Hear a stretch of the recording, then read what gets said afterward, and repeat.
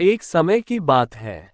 एक राज्य में एक प्रतापी राजा राज करता था। एक दिन उसके दरबार में एक विदेशी आगंतुक आया और उसने राजा को एक सुंदर पत्थर उपहार में दिया। राजा वह पत्थर देख बहुत प्रसन्न हुआ। उसने उस पत्थर से भगवान विष्णु की प्रतिमा का निर्माण कर उसे राज्य के मंदिर में स्थापित करने का निर्णय लिया और प्रतिमा निर्माण का कार्य राज्य के महामंत्री को सौंप दिया। महामंत्री गांव के सर्वश्रेष्ठ मूर्तिकार के पास गया और उससे वह पत्थर देते हुए बोला, महाराज, मंदिर में भगवान विष्णु की प्रतिमा स्थापित करना चाहते हैं।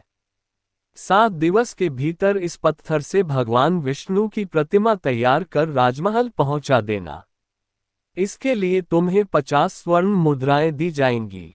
50 स्वर्ण मुद्राओं की बात सुनकर मूर्तिकार खुश हो गया और महामंत्री के जाने के उपरांत प्रतिमा का निर्माण कार्य प्रारंभ करने के उद्देश्य से अपने औजार निकाल लिए। अपने औजारों में से उसने एक हथौड़ा लिया और पत्थर तोड़ने के लिए उस पर हथौड़े से वार करने लगा, किंतु पत्थर जस का तस रहा। मूर्तिकार ने हथौड़े के कई वार पत्थर पर किए, किंतु पत्थर नहीं टूटा।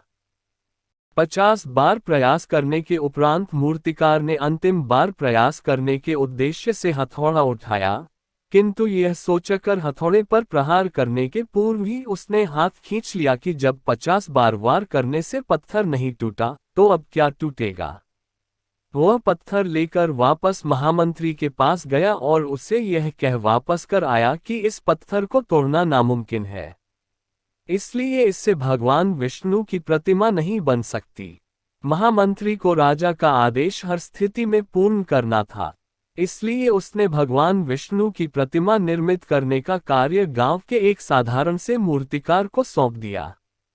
पत्थर लेकर मूर्तिकार ने महामंत्री के सामने ही उस पर हथौड़े से प्रहार किया और वह पत्थर एक बार में ही टूट गया। पत्थर टूटने के बाद मूर्तिकार प्रतिमा बनाने में जुट गया।